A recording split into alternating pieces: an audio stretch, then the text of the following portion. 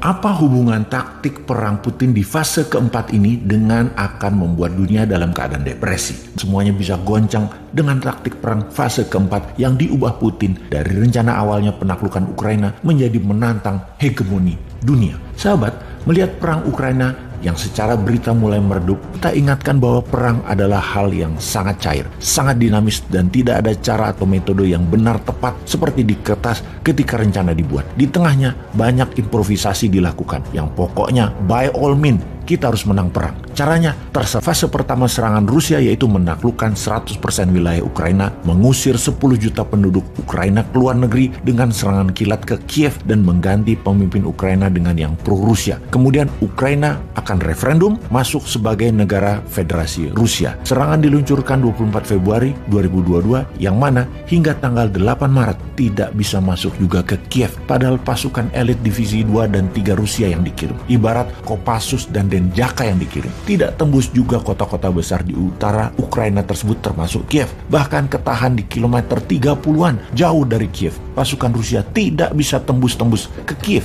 Kemudian rencana diubah menjadi strategi bumi hangus ala Aleppo di Suriah dilakukan, dan strategi bumi hangus ini diharapkan secara psikologis tentara Ukraina dan pemimpin militer serta Zelensky terpukul kemudian menyerah. Ternyata hal itu tidak terjadi. Fase 3 pada sekitar 28 Maret seluruh pasukan di utara Ukraina ditarik mundur, difokuskan ke kota-kota besar, kota pertahanan terkuat dari Ukraina di sisi timur Ukraina dan sisi selatan Ukraina. Itu semua diperkuat oleh Rusia. Mereka hanya mempertahankan wilayah yang banyak keturunan Rusianya. Itu aja yang difokuskan. Secara pencapaian militer, Rusia berhasil menaklukkan 20% wilayah Ukraina dan ini solid win alias kemenangan mutlak. Namun di 80% wilayah Ukraina masih belum banyak kemajuan. Apakah Rusia masih mau maju mengambil seluruh wilayah Ukraina? Ini kita lihat di fase keempat yang di hari ke-60-an mulai dilakukan. Apa taktik perang yang dilakukan di fase keempat ini oleh Putin? Rusia mengepung dan tidak menyerang frontal, namun perlahan.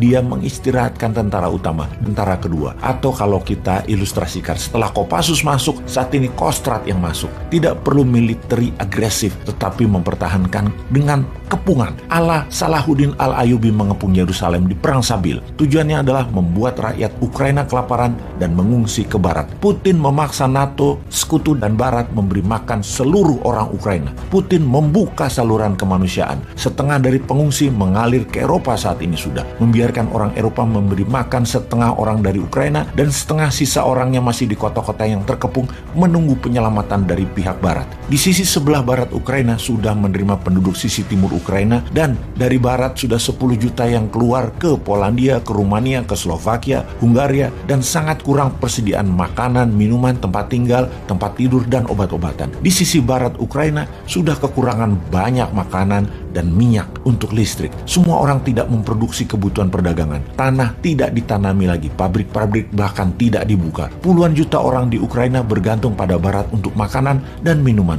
Menurut perhitungan intelijen pertahanan, strategi Putin ini bisa merubuhkan Eropa Barat. Kira-kira dalam 1,5 tahun ke depan, tanpa meluncurkan rudal, Putin akan membuat Eropa Barat, NATO, dan sekutunya berada dalam kebangkrutan. Di fase keempat ini, strateginya adalah Putin mengepung. Sementara pihak NATO tadinya berpikir Putin gagal di Ukraina. Namun, menaklukkan 20% wilayah bagi pihak Rusia adalah kemenangan. Pihak NATO juga berpendapat semakin panjang perang, Rusia akan merugi. Ternyata ketika strateginya mengepung seperti dilakukan sekarang, di mana pengungsi didorong ke barat, ini adalah taktik perang yang pihak barat tidak pernah bayangkan akan menerima 30 juta manusia pengungsi. Dikasih makannya bagaimana? Tinggalnya di mana? Eropa Timur, negara yang menerima pengungsi, mulai teriak-teriak sekarang kehabisan makanan, yang mana harga-harga makanan dunia itu naik. Pasukan Ukraina yang menanti dengan perang gerilya tidak bisa menyerang karena menerima ribuan orang mengungsi sekarang, seakan-akan menjadi tameng. Dalam fase keempat ini membingungkan dunia pastinya. Banyak ahli militer berpendapat bahwa Rusia tidak berani melakukan perang panjang, tetapi kenyataannya adalah sebaliknya. Ini adalah perang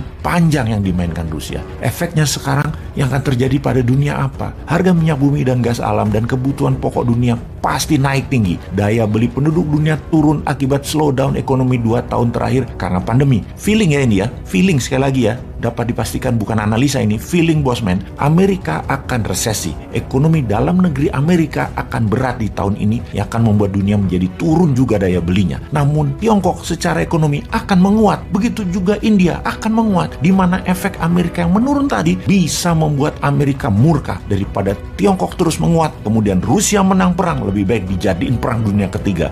NATO masuk ke Ukraina